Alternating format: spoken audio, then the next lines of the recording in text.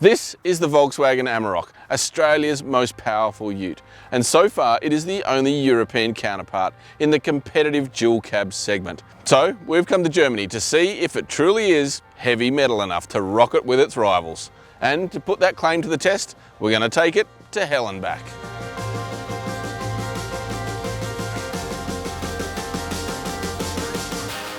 Volkswagen was the first European brand to jump on the dual cab ute bandwagon, with the Amarok first arriving in Australia in 2012.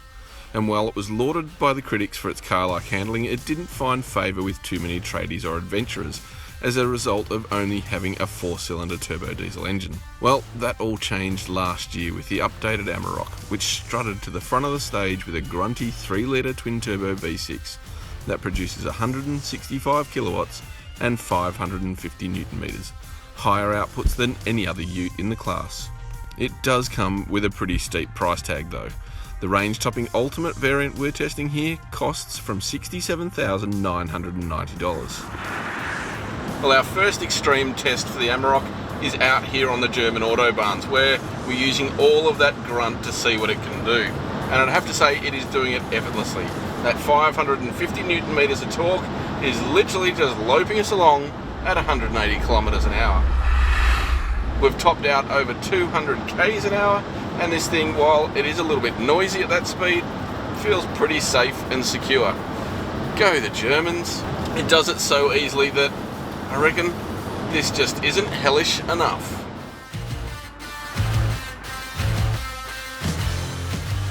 Well, this is the Nürburgring, the most punishing piece of tarmac in the world, and that is no exaggeration. A racetrack more than 22 kilometres long, designed to torture even the fastest supercars in the planet. Welcome to Green Hell. The Nürburgring is in the Eifel Mountains in western Germany, a couple of hours south of Hanover, where the Amarok is built. While its primary purpose is being a racetrack, it is used also by most car makers to fine-tune the handling of their machines before they go on sale to the public. It is also open to punters regularly, acting like a one-way toll road, with each lap costing €25 or around $40. And you can drive anything you like, including an Amarok, as fast as you can. Right, there's the Green Hell. Can the Amarok live up to it? The world's most grueling racetrack. Not surprisingly, the Amarok isn't the fastest machine around here, but it is as impressive as it is hilarious. We're getting past left, right and centre.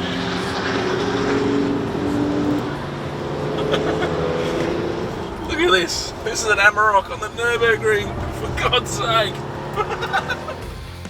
Its high riding stance and its ladder frame construction and boxy body aren't ideal for track work, but the total integration of the package is greater than the sum of its parts. Sure, the front tyres wash wide in the slower corners, and the steering isn't all that pin sharp, and the brakes do need to be treated with some respect, but the Amarok doesn't feel any different to a regular family SUV when pushed to its limits.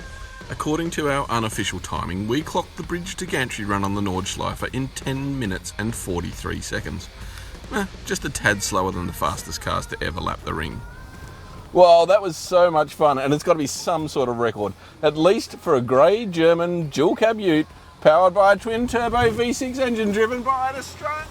Perhaps that was taking a bit of poetic licence, but it has proven to be extremely competent, stable and sure-footed when pushed to its limits. With the Nürburgring in our rear vision mirror, we continue our journey and cross the border into Luxembourg, and then 15 minutes later we're out the other side into northern France. And it's here where human endurance was stretched to its limits, on the Western Front in World War I. And we've stopped here just outside of Verdun in northern France to pay our respects, because a century ago, during one of the fiercest battles of World War I, this area was as close as humanity came to experiencing hell on Earth. It's such a sombre place, knowing that hundreds of thousands of men died here. But it is also amazing to see how it is regrown into such beauty with lush, verdant forests. However, you're never far from a reminder of war, with the trees covering a maze of trenches and hidden fortresses. Looking at the countryside today, I cannot fathom what it would have been like 100 years ago. It must have been hell. A little way down the road from Verdun, we travel through the Champagne region and past Rez, where one of the first ever Grand Prix was held back in 1926. But we skip the bubbly and a visit to the old GP track and head for Paris, late on a Friday afternoon. Perfect timing for a run through Parisian peak hour. There's motorcycles tearing past the mirror at 100 kilometers an hour while we're standing still. It's like they have a death wish. But I'm also envious of them, because it has taken more than 3 hours to circumnavigate the Peripherique, or ring road. Still, the Amarok is a comfy place to sit with its leather-lined chairs, high seating position, and the latest multimedia system with Apple CarPlay. Okay, so we've found out the Amarok can handle the world's toughest racetrack, but now, with the sun falling into the horizon, we're off to see if it can survive the most grueling motor race in the world. Well, I've proven the Amarok is a great car to live with, but can I live in it? To test that theory out, I'm going to have a sleepover at Le Mans. The Le Mans 24-hour is a hellish test for those out on the track, particularly the cars themselves, which roar around the 13-kilometre track non-stop at speeds up to 340 kilometres an hour. It's an amazing race, mixing some of the world's best drivers in cutting-edge hybrid prototypes like the winning Porsche 919, with, at the other end of the driving spectrum, amateurs peddling race-prep sports cars such as the Chevy Corvette, Ferrari 488, Ford GT and Aston Martin Vantage. It is quite literally the most punishing race in the world for both man and machine, but you have to be a bit of a masochist to be a camper too.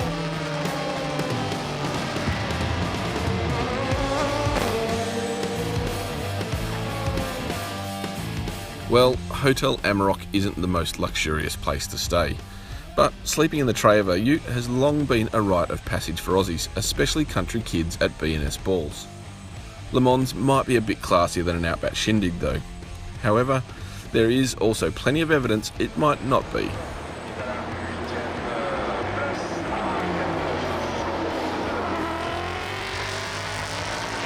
You don't have to be such an idiot to get off the beaten track in the Amarok.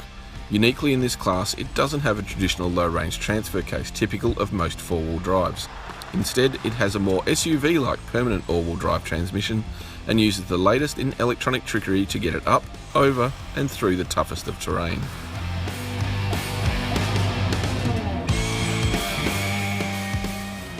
Well, this is what we've been searching for. Welcome to Hellfest. Let's Amarok and roll. This is one of Europe's largest music festivals, dedicated to heavy metal and held in the small French village of Clisson in the Bordeaux region. We'll see whether it either bangs heads with the headbangers or whether it can riff with the riffraff. Strangely though, it blends into the background among a crowd of hardcore metalheads. Although the Amarok is tough, it has nothing on this lot. And like the Amarok, they don't mind a drink either. In the 1500 Ks or so it's taken us to get to Clisson, we've consumed an average of about 9 litres per 100 Ks, slightly over the Volkswagen's claim of 7.9 litres. Well, this has been another adventure of epic proportions, and we've taken the Amarok literally to hell and back. After 3 days and more than 2,000 Ks on the road, the Amarok is certainly holding up better than me after we've put it to the ultimate torture test. We've maxed it out. I'll claim we've set somewhat of a Nürburgring lap record. We've found some of its off-road ability, and we even camped out in it. And at the end of it all, the Amarok is still as fresh as a daisy. It truly is a tough truck that deserves to be among the modern motley crew of popular dual-cab utes.